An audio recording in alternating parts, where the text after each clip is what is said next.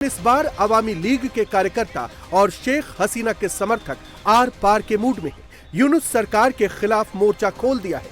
ICT के फैसले पर अवामी लीग का कहना है कि मुकदमा 14 अगस्त को शुरू हुआ और 17 नवंबर को फैसला भी आ गया। 2 महीने के दौरान अदालत ने सिर्फ 20 दिन सुनवाई की। 84 गवाहों में से सिर्फ 54 की गवाही सुनी गई। इस 2 महीने की सुनवाई के दौरान चीफ जस्टिस भी गैर हाजिर रहे, फिर भी फैसला सुना दिया गया। इसलिए अवामी लीग इस फैसले को पक्षपातपूर्ण बता रहा है और इसके खिलाफ बांग्लादेश बंद बुलाया है, जिसके बाद बांग्लादेश में बवाल मचा हुआ है। तो वहीं कट्टरपंथी जमात के समर्थक आईसीटी के फैसले का सपोर्ट कर रहे हैं। हसीना को सजाए मौत दिए जाने के फैसले का समर्थन कर रहे हैं। जमात के समर्थकों ने बांग्लादेश के पूर्व राष्ट्रपति मोहम्मद अब्दुल हमीद के घर पर भी हमला बोल दिया। पूर्व राष्ट्रपति के घर में तोड़फोड़ की गई। इसके अलावा अवामी लीग के नेता हबीब हसन के घर को आग लगा दी गई। एक तरफ जहां यूनुस की पुलिस शेख हसीना के समर्थकों पर फायरिंग कर रही है, तो वहीं दूसरी तरफ कट्टरपंथियों के सामने यूनुस की पुलिस ने सरेंडर कर दिया है। जमात के कार्यकर्ताओं ने पुलिस पर भी हमला बोल दिया। यूनुस के समर्थकों ने पुलिस पर जमकर पत्थर बरसाए। फौज के सामने ही बीएनपी और जमात के कट्टरपंथी सरेआम बम बरसा रहे हैं।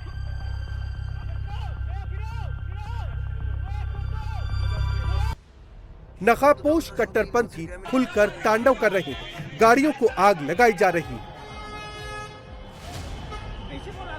यूनुस की फौज और पुलिस बीएनपी के सामने बेबस हो चुकी है। तो वहीं हसीना के समर्थक भी हटने को तैयार नहीं।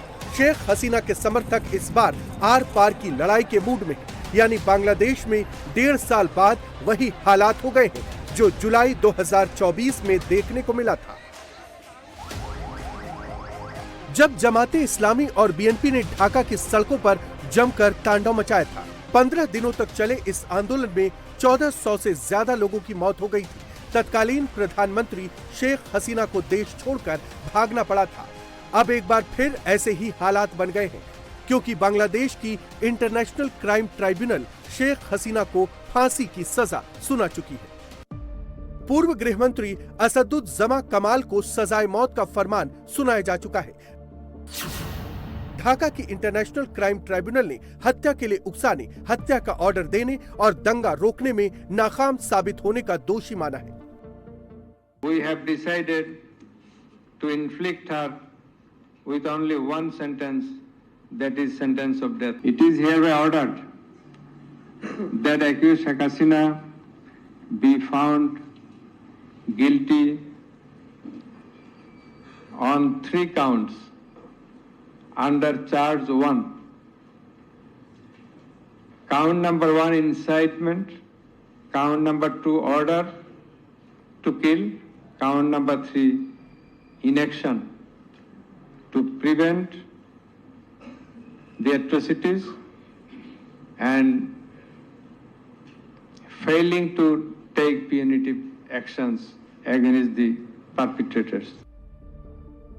यूनुस ने शेख हसीना को फंसाने के लिए बहुत बड़ा चक्रव्यूह रचा है। हसीना की ढाका में वापसी का कोई ऑप्शन बाकी नहीं छोड़ा है और ये ही बवाल की सबसे बड़ी वजह है। शेख हसीना को फांसी की सजा के खिलाफ अपील करने के लिए 30 दिन का वक्त दिया गया है। शेख हसीना अपनी अपील बांग्लादेश की सुप्रीम कोर्ट में दाखिल कर सकेंगी, लेकिन इसके लिए कोर्ट ने शर्त रख दी है कि शेख हसीना देश से बाहर रहकर अपील दायर नहीं कर सकेंगी। याचिका के लिए उन्हें खुद बांग्लादेश में मौजूद रहना होगा, जो मौजूदा सिचुएशन में पॉसिबल नहीं दिखता। आईसीटी के फैसले के बाद बांग्लादेश में उबाल है। हसीना के समर्थकों में गुस्सा है। बांग्लादेश में जुलाई 2024 रिपीट हो सकता है, फिर से तख्ता पलट भी हो सकता है। शेख हसीना की तरह यूनुस की कुर्सी भी जा सकती है। बिना चुनाव कराए यूनुस को भागना पड़ सकता है। सिचुएशन कभी भी बिगड़ सकती है, क्योंकि कोर्ट के फैसले पर शेख हसीना ने कहा है कि ये पक्षपाती और राजनीति से प्रेरित फैसला है। फांसी की सजा की मांग ये बताती है कि अंतरिम सरकार में चरमपंथी लोगों का बोलबाला है। पूरी प्रक्रिया देश की निर्वाचित प्रधानमंत्री को हटाने और अवामी लीग को राजनीतिक तौर पर खत्म करने का बेशर्म और जानलेवा इरादा है। अमेरिका में भी शेख हसीना के समर्थन में प्रोटेस्ट हुआ।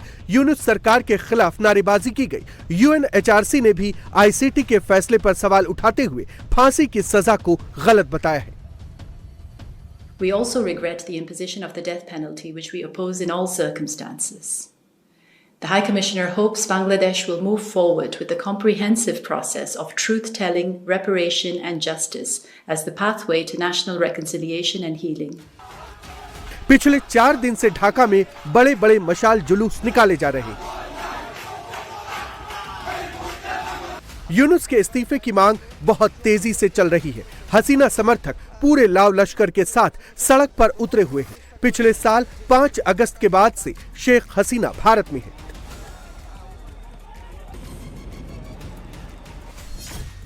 शेख हसीना को सजा मिलने के बाद बांग्लादेश की सरकार ने शेख हसीना को सौंपने की अपील की है। बांग्लादेश के विदेश मंत्रालय का कहना है कि भारत और बांग्लादेश के बीच प्रत्यर्पण समझौता है, इसलिए भारत सरकार की जिम्मेदारी है कि वो शेख हसीना को सौंप दे। भारत सरकार की ओर से इसका जवाब भी दे दिया गया।